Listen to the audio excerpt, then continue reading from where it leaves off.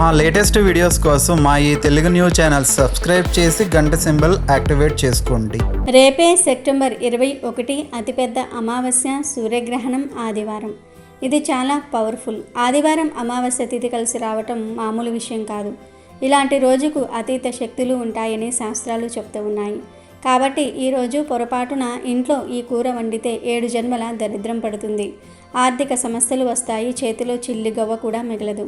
ధనమంతా పోతుంది. ఐశ్వర్యమంతా హరించుకుపోతుంది. చాలా ఇబ్బందులు పడాల్సి వస్తుంది. జన్మల దరిద్రం పట్టి పీడిస్తుంది. భూమి మీద నరక బాధలు అనుభవించాల్సి వస్తుంది. పైగా ఈరోజు సూర్యగ్రహణం కూడా ఏర్పడబోతుంది. ఈ గ్రహణం మనకు కనిపించకపోయినా ఎఫెక్ట్ ఉంటుంది కనుక ఈరోజు ఈ కూరను తింటే గ్రహణ దోషాలు కూడా తగిలే అవకాశం ఉంటుంది. కాబట్టి ఆడవారు గుర్తుపెట్టుకోండి, పొరపాటున కూడా ఈ అమావాస్య రోజు ఈ కూరను వండకండి. కోరి దరిద్రాన్ని కొని తెచ్చుకోవద్దు. ఆదివారం అమావాస్య కలిసి రావటం అంటే ఒక పెద్ద విపత్తు వచ్చినట్లే. ఇలాంటి రోజున ప్రకృతిలో చెడు శక్తులు ఎక్కువగా ఉంటాయి. గ్రహాలు మనకు అసలు అనుకూలంగా ఉండవు. అందుకే ఈ అమావాస్య రోజు కొన్ని కూరలను అస్సలు తినకూడదని మన పెద్దలు పురాణాలలో రాసి పెట్టుకున్నారు. మరి ఆ ప్రకారం ఈ ఆదివారం అమావాస్య రోజు ఏ కూరను తినకూడదు అనే విషయాన్ని ఇప్పుడు మనం ఈ వీడియోలో వివరంగా తెలుసుకుందాము. ఫ్రెండ్స్, ఈ వీడియోని స్కిప్ చేసుకుంటూ చూస్తే మీకు అస్సలు అర్థం కాదు కనుక పూర్తిగా చివరి వరకు చూడండి. వీడియోలోనికి వెళ్లే ముందు కామెంట్ బాక్స్లో జై శ్రీరామ్ అని కామెంట్ చేయండి. రేపు వచ్చేది భాద్రపద అమావాస్య. ఈ భాద్రపద అమావాస్యనే మహాలయ అమావాస్య అని కూడా అంటారు. ఈ రోజుతో ఇక ఈ మాసం పూర్తయి రేపటి నుంచి ఆశ్వీజ మాసం ప్రారంభమవుతుంది. దేవీ నవరాత్రులు ప్రారంభం అవుతాయి. ఈ అమావాస్య రోజు ఆవాలను, నల్ల మిరియాలను, చీపురును, ఇనుప వస్తువులను పొరపాటున కూడా కొని ఇంటికి తీసుకురాకూడదు. ఎందుకంటే అమావాస్య రోజు ఈ వస్తువులను కొని ఇంటికి తెస్తే వాటి వెంటే దరిద్రం కూడా వస్తుంది అని శాస్త్రాల్లో ఉంది.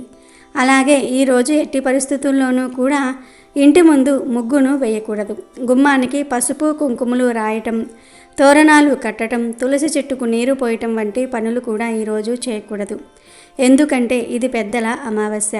ఈ అమావాస్య రోజు పితృదేవతలు ఇంటికి వస్తారు. కానీ మీరు ఇంటి ముందు ముగ్గు వేసిన, గుమ్మానికి పసుపు కుంకుమలు రాసిన, తోరణాలు కట్టిన, తులసి చెట్టుకు నీరు పోసిన వారు ఇంట్లోకి రాలేరు. దాంతో పితృదేవతలు మిమ్మల్ని ఆశీర్వదించకుండా శపించి వెళ్ళిపోతారు. అది మీ కుటుంబానికి అస్సలు మంచిది కాదు కనుక ఈ పనులు చేయవద్దు. అలాగే ఈ అమావాస్య రోజు మీ స్తోమతను బట్టి బ్రాహ్మణులకు స్వయం పాక దానం చేయండి. అలా చేస్తే పితృదేవతల ఆశీస్సులు లభిస్తాయి. మీ కుటుంబానికి, మీ పిల్లలకు చాలా మంచి జరుగుతుంది. అలాగే ఈ అమావాస్య రోజు మీకు ఏ సమయంలో కాకి కనిపించినా ఆ కాకికి ఒక ఆకులో కొంచెం అన్నం, కొంచెం కూర, అంటే మీరు ఇంట్లో ఏం వండుకుంటే అది ఆకులో పెట్టి కాకులకు పెట్టండి. కాకులు లేకపోతే కుక్కలకు అయినా సరే పెట్టవచ్చు. పితృ అమావాస్య రోజు ఇలా కాకులకు కానీ కుక్కలకు కానీ మీరు వండుకున్న ఆహారాన్ని పెడితే అది పితృదేవతలకు చేరుతుంది. పితృదోషాలు, శాపాలు పోతాయి. మీకు ఐశ్వర్యాలు సిద్ధిస్తాయి.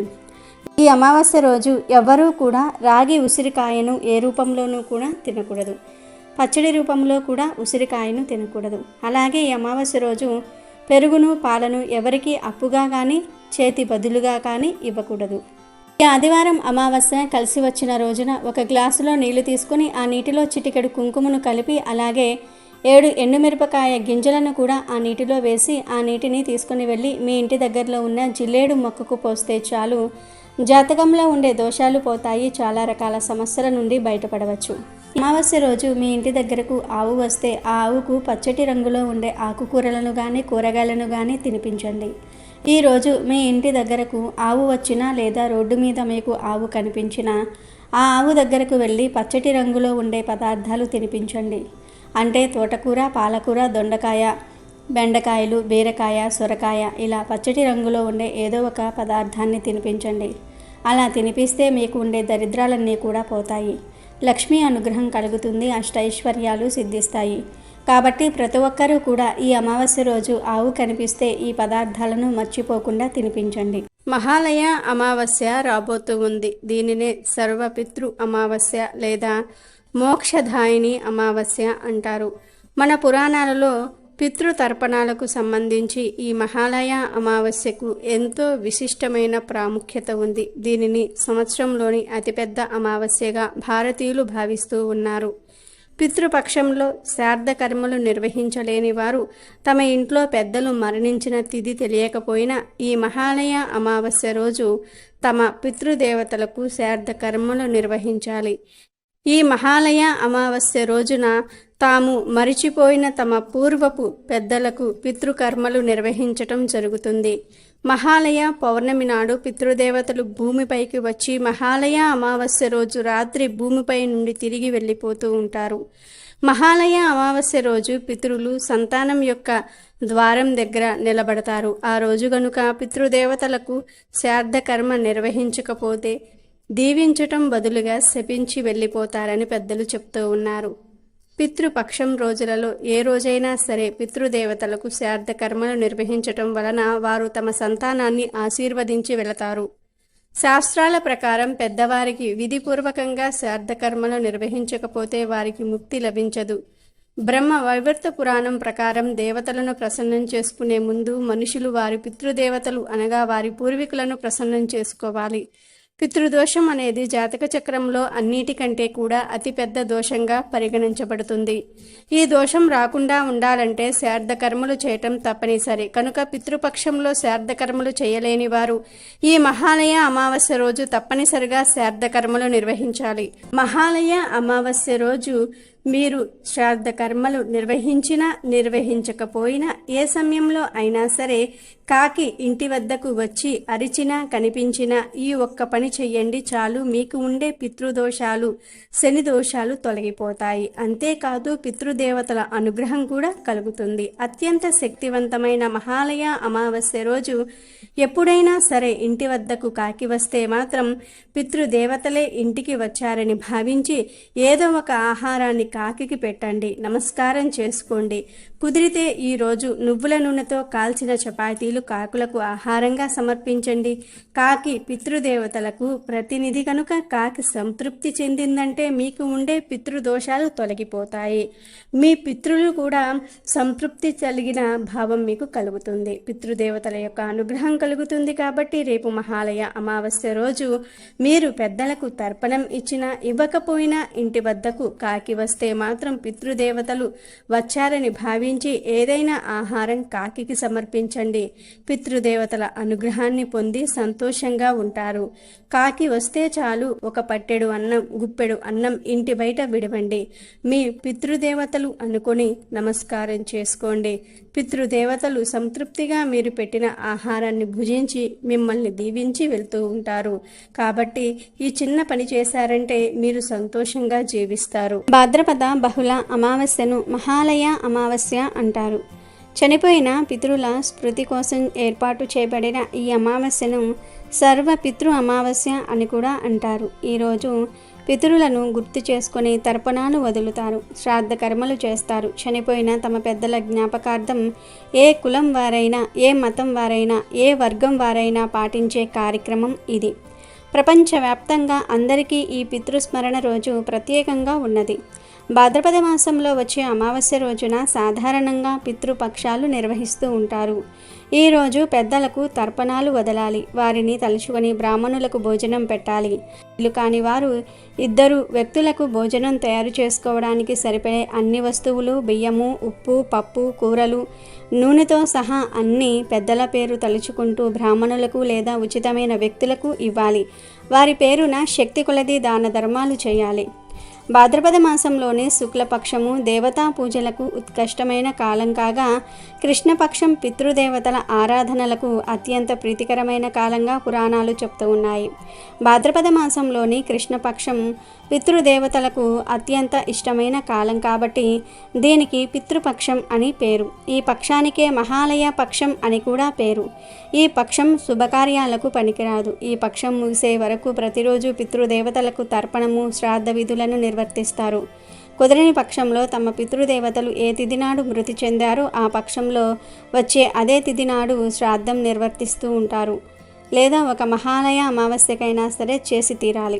భాద్రపద మాస అమావాస్యను మహాలయ అమావాస్య అంటారు. ఇది అద్భుతమైన పర్వదినం అని శివపురాణం, కాళికా పురాణంలో పేర్కొన్నారు. పూర్వం ఈ భూమి మీద జనం పుట్టటమే కానీ మరణించేవారు కాదు. మరణం ఉండేది కాదు. దానితో భూభారం అంతకంతకు పెరగసాగింది.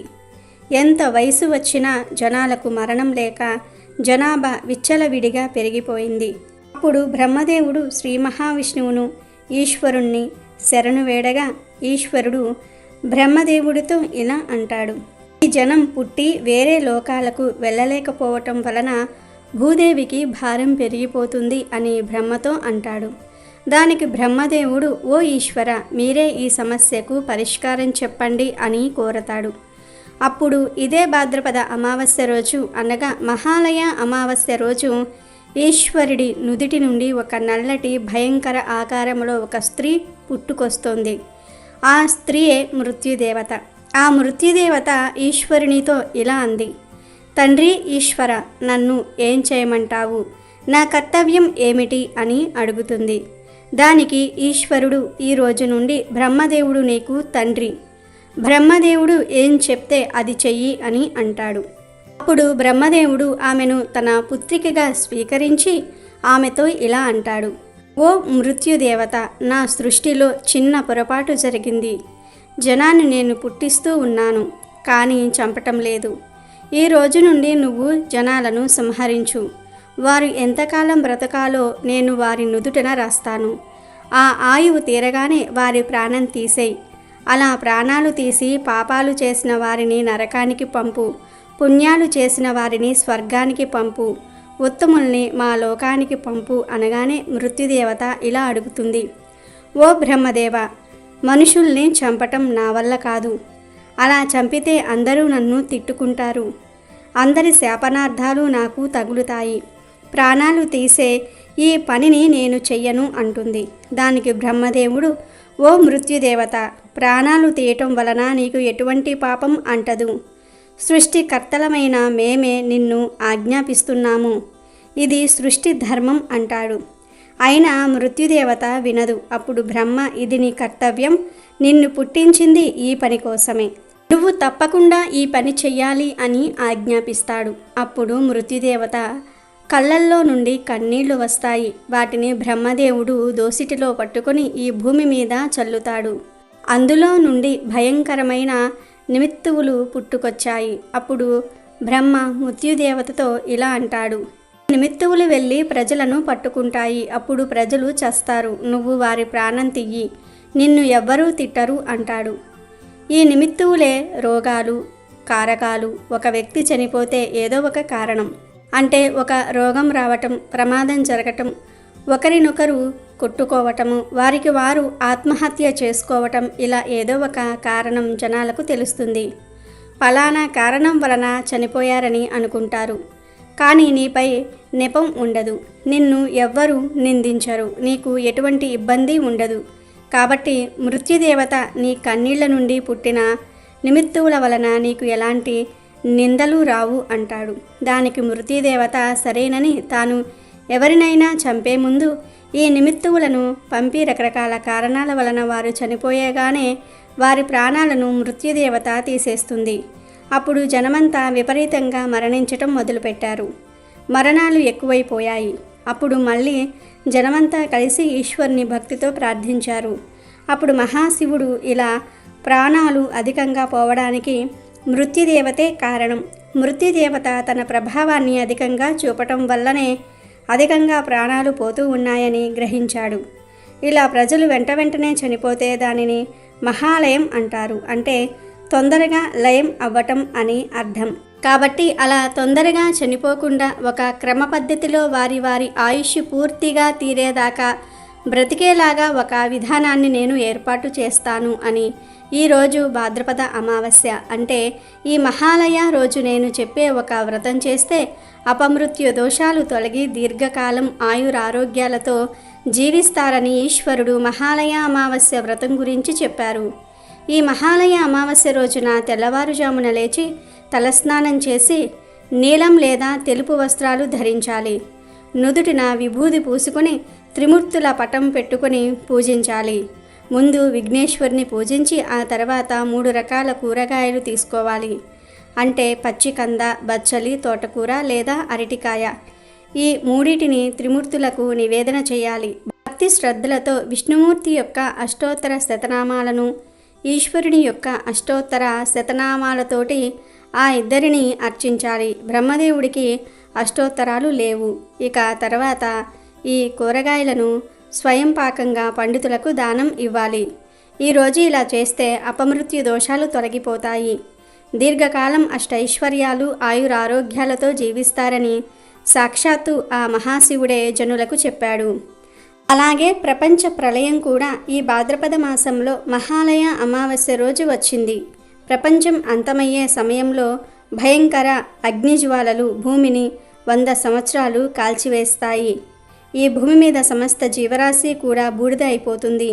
అప్పుడు మళ్ళీ 100 సంవత్సరాలు ఏకధాటిగా వర్షం కురుస్తుంది. ఆ జలప్రలయంలో లోకమంతా కూడా కొట్టుకుపోతుంది. దానికే మహాలయం అని పేరు. కాబట్టి ఎవరైతే మహాలయ అమావాస్య రోజు ఈశ్వరుని భక్తి శ్రద్ధలతో పూజిస్తారో వారు 100 ఏళ్ళు అగ్నిలో కాలకుండా, 100 ఏళ్ళు వర్షంలో కొట్టుకుపోకుండా ఈశ్వరుడి దగ్గరకు శరీరంతో కానీ లేదా ఆత్మతో కానీ వెళ్తాము.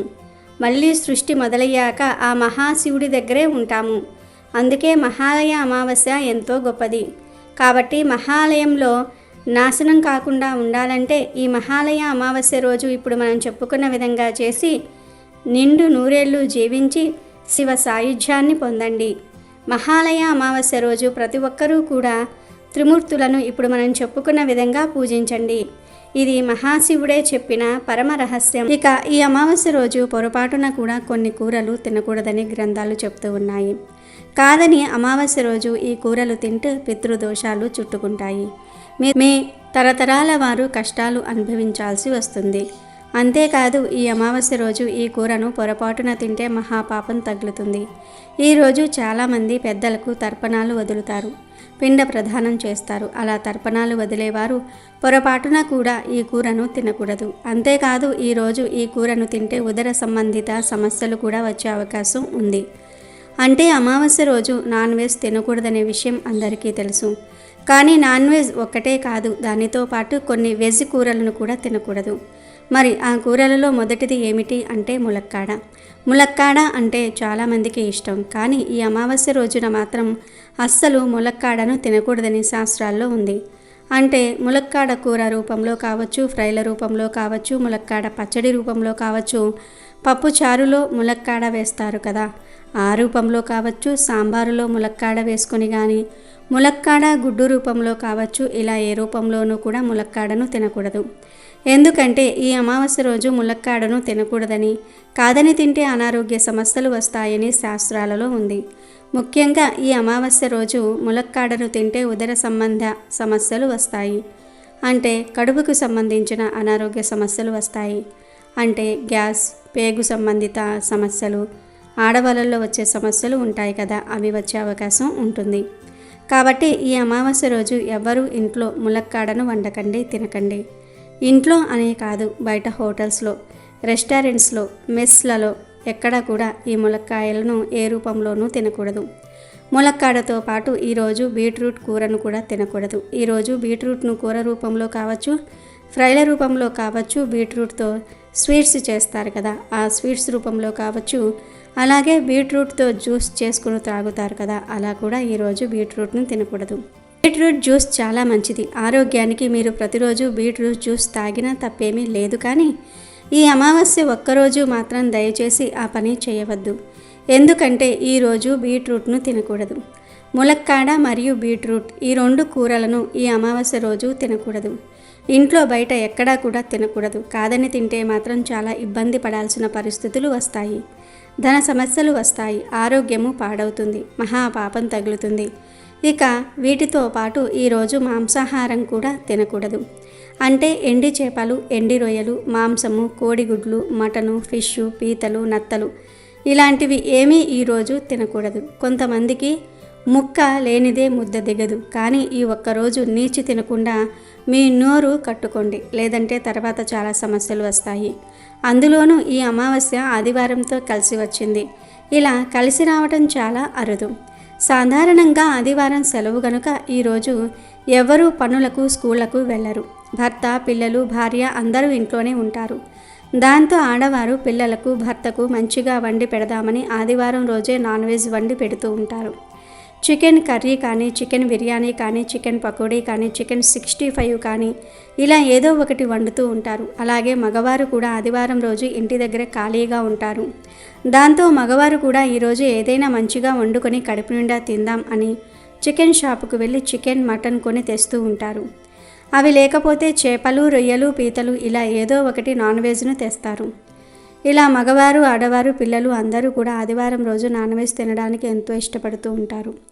లేదంటే ఫ్యామిలీ మొత్తం కలిసి బయట రెస్టారెంట్కి వెళ్ళి అక్కడ ఏదో ఒకటి నాన్ వెజ్ ఆర్డర్ చేసుకొని తింటూ ఉంటారు. మామూలు ఆదివారాల్లో ఇలా చేసినా తప్పేమీ లేదు, కానీ ఈ ఆదివారం అమావాస్యతో కలిసి వచ్చింది కనుక ఈరోజు ప్రతి ఆదివారం లాగా నాన్ వెజ్ తెచ్చుకొని తినకూడదని శాస్త్రాలు చెప్తూ ఉన్నాయి. కనుక ఈరోజు పొరపాటున కూడా నాన్ వెజ్ తినకూడదు. మాంసము, చేపలు, రొయ్యలు, గుడ్లు ఇవేమీ కూడా ఈరోజు తినకూడదు. కూరల రూపంలోనే కాదు, బిర్యానీలు, చికెన్ 65లు, చికెన్ నూడిల్స్, మంచూరియా, లెగ్ పీసులు, చికెన్ పకోడీలు, బర్గర్లు, పిజ్జాలు ఇలా ఏ రూపంలోనూ కూడా నాన్ వెజ్ తినకూడదు. కాదని ఈరోజు మాంసాహారం తింటే 7 జన్మల దరిద్రం పడుతుంది. చేతిలో చిల్లి గవ్వ కూడా మిగలదు. నరకానికి పోతారు. ఐశ్వర్యం అంతా కూడా హరించుకుపోతుంది.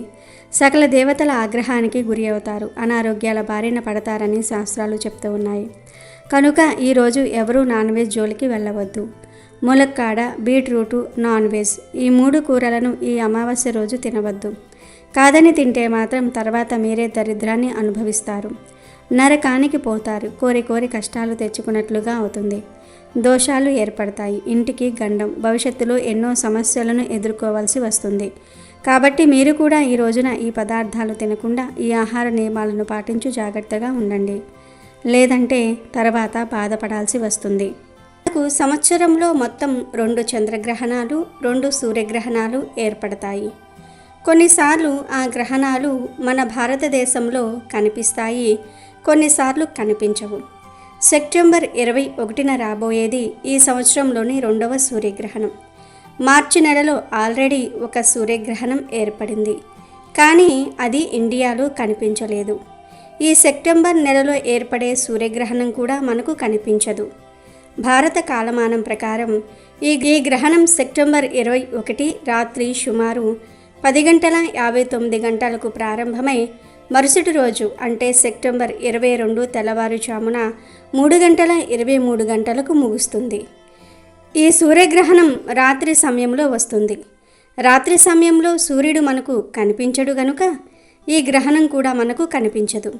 ఈ గ్రహణం Australia, New Zealand, Antarctica, Fiji, Pacific మహాసముద్రం మరియు అట్లాంటికా మహాసముద్రం వంటి ప్రాంతాలలో మాత్రమే కనిపిస్తుంది. ఈ గ్రహణం మనకు లేదు గనుక ఎటువంటి గ్రహణ నియమాలను పాటించవలసిన అవసరం లేదు. అంటే ఆహార పదార్థాలపైన దర్బలు వేసుకోవలసిన పని లేదు. పట్టు విడుపు స్నానాలు చేయవలసిన అవసరం లేదు. గ్రహణం విడిచాక ఇల్లు క్లీన్ చేయాల్సిన అవసరం కూడా లేదు. కాకపోతే గర్భిణీ స్త్రీలు మాత్రం గ్రహణ సమయంలో బయటకు రాకుండా ఉండటం మంచిది. ఈరోజు గ్రహణం కారణంగా టెంపుల్స్ ఏమీ క్లోజ్ చేయరు. ఎన్నో అతీంద్రియ శక్తులు కలిగిన ఈ అమావాస్య రోజున ఒక చెట్టు కొమ్మను తెచ్చి ఇంట్లో అక్కడ పెడితే చాలు అపార ఐశ్వర్య యోగం కలుగుతుందని పెద్దలు చెప్తూ ఉన్నారు. ఆ కొమ్మ ఏమిటి అంటే నల్ల ఉమ్మెత్త కొమ్మ. ఈ అమావాస్య రోజు ఒక ఉమ్మెత్త మండను తెచ్చి మీ ఇంటి ముందు పెట్టుకోవాలి. ఇంటి ముందంటే మెయిన్ డోరుకు ఎడమ వైపున పెట్టవచ్చు, లేదా గేటుకి కట్టవచ్చు, లేదా ప్రహరీ గోడ ఉంటే ఆ గోడ మీద పెట్టి కొమ్మ కింద పడకుండా కొమ్మ మీద బరువును ఉంచాలి. ఇలా ఈ అమావాస్య రోజు ఎవరైతే చేస్తారో వారికి ఉండే కష్టాలన్నీ కూడా పోతాయి. ధన సమస్యలు పోతాయి. అపార ఐశ్వర్య యోగం కలుగుతుంది. లెక్కలేనంత ధనం వస్తుంది. ఐశ్వర్యుడి తిరిగిపోతుంది. అంతేకాదు ఈ కొమ్మను ఇలా ఇంటి ముందు పెట్టడం వలన ఇంట్లోని చెడంతా బయటకు పోతుంది. నరదృష్టి, నరఘోష, నరపీడ ఇవన్నీ కూడా పోతాయి. చాలా మంచి జరుగుతుంది. ఎందుకంటే ఈ అమావాస్య రోజు ఉమ్మెత్త చెట్టుకు విపరీత శక్తులు వస్తాయి. దొరికితే నల్ల ఉమ్మెత్త కొమ్మను తెచ్చుకోండి. నల్ల ఉమ్మెత్త చెట్టు కనిపించకపోతే మామూలు తెల్ల ఉమ్మెత్త చెట్టు కొమ్మను అయినా తెచ్చుకోవచ్చు. అలా తెచ్చుకుని ఆ కొమ్మను ఇంటి ముందు పెట్టుకుంటే ఇంట్లోని చికాకులు, ఆర్థిక ఇబ్బందులు పోతాయి. ధనలాభం కలుగుతుంది. ధన సంపాదన పెరుగుతుంది. ఉమ్మెత్త చెట్టు గురించి మనకు బాగా తెలుసు. ఎందుకంటే ఇది పొలం గట్లపైన, రోడ్ల పక్కన మనకు ఎప్పటికప్పుడు కనిపిస్తూనే ఉంటుంది. ఉమ్మెత్తలు 2 రకాలుగా ఉంటాయి. నల్ల ఉమ్మెత్త, తెల్ల ఉమ్మెత్త. తెల్ల ఉమ్మెత్త అనేది చాలా ఎక్కువగా కనిపించే మొక్క. దీనికి తెల్లని పూలు పూస్తూ ఉంటాయి. ఇది ఎక్కడ పడితే అక్కడ మనకు దర్శనం ఇస్తుంది. కానీ నల్ల ఉమ్మెత్త అనేది చాలా అరుదుగా కనబడుతుంది. దీనికి వంగపండు రంగు పువ్వులు పూస్తూ ఉంటాయి. నరఘోష నివారణ కోసం, దిష్టి దోషాలు తగలకుండా ఉండటం కోసం కొంతమంది ఇంటి ప్రాంగణంలో ఈ మొక్కలను పెంచుకుంటూ ఉంటారు. ఈ చెట్టు కాండం నల్లగా ఉండి పువ్వులు వంగపూత రంగులో ఉంటాయి. ఈ నల్ల ఉమ్మెత్త పూలంటే శివయ్యకు చాలా చాలా ఇష్టం. అందుకే ఈ పూలను శివ పూజకు వాడటం జరుగుతుంది. ప్రకృతిలో అతీంద్రియ శక్తులు కలిగిన మొక్కల ప్రస్తావన వచ్చినప్పుడు మొట్టమొదటి స్థానంలో ఈ నల్ల ఉమ్మెత్త చెట్టే ఉంటుంది. అంతటి అతీంద్రియ శక్తులు కలిగినటువంటిది కాబట్టే జ్యోతిష శాస్త్రానికి సంబంధించినటువంటి ప్రయోగాలలో, తాంత్రిక సంబంధమైనటువంటి ప్రయోగాలలో, దోష నివారణలో ఈ నల్ల ఉమ్మెత్త చెట్టును వాడుతూ ఉంటారు. కాబట్టి మీరు కూడా ఎన్నో శక్తులు కలిగిన ఉమ్మెత్త కొమ్మను ఈ అమావాస్య రోజు ఇంటి ముందు పెట్టి కష్టాలన్నిటినీ తొలగించుకోండి. అష్టైశ్వర్యాలతో ఆనందంగా జీవించండి. ఈ అద్భుతమైన రోజున దిష్టి బాధలు ఎక్కువగా కలవారు, వ్యాపార స్థలంకి నివసించే గృహంనకు ఆరోగ్యం బాగోలేని వారికి గుమ్మడికాయతో దిష్టి తీస్తే చాలా మంచిది. ఆ దిష్టి ఎలా తీయాలంటే బూడిద గుమ్మడికాయలో కుంకుమ నింపి గుమ్మడికాయ పైన కర్పూరం వెలిగించి మీ యొక్క ప్రాంతీయ ఆచారం ప్రకారం దిష్టి తీసి తర్వాత గుమ్మడికాయని నేలకేసి కొట్టండి. ఆ గుమ్మడికాయ ముక్కలను బయట దూరంగా పడవేయండి. ఆదివారం అమావాస్య కలిసి వచ్చిన రోజున ఇలా దిష్టి తీస్తే మీకు అద్భుతమైన ఫలితాలు కనిపిస్తాయి. అలాగే సర్పదోషం కలవారు, కాలసర్పదోషం కలవారు, సర్పశాపం కలవారు, వివాహం కానివారు, సంతానం కోరుకునేవారు, ఉద్యోగం కోసం వేచి చూసేవారు ఈ రోజున నాగేంద్ర స్వామికి అభిషేకం చేయండి. నాగేంద్ర స్వామి విగ్రహం ముందు దీపం వెలిగించి నాగేంద్ర స్వామి విగ్రహానికి నీటితో కడిగి పాలతో అభిషేకం చేసి పసుపు రాసి కుంకుమ బొట్లు పెట్టి పువ్వులతో అలంకరణ చేసి నైవేద్యం పెట్టే హారతి ఇచ్చి 41 ప్రదక్షిణలు చేయండి. ఆదివారం అమావాస్య రోజు ఇలా చేస్తే మీ సమస్యల నుండి బయటపడగలుగుతారు. అమెజాన్లో బెస్ట్ డిస్కౌంట్స్ కోసం వీడియో డిస్క్రిప్షన్లో లింకు ఉంది, చూడండి. అలాగే మా టెలిగ్రామ్ ఛానల్ సబ్స్క్రైబ్ చేసుకోండి.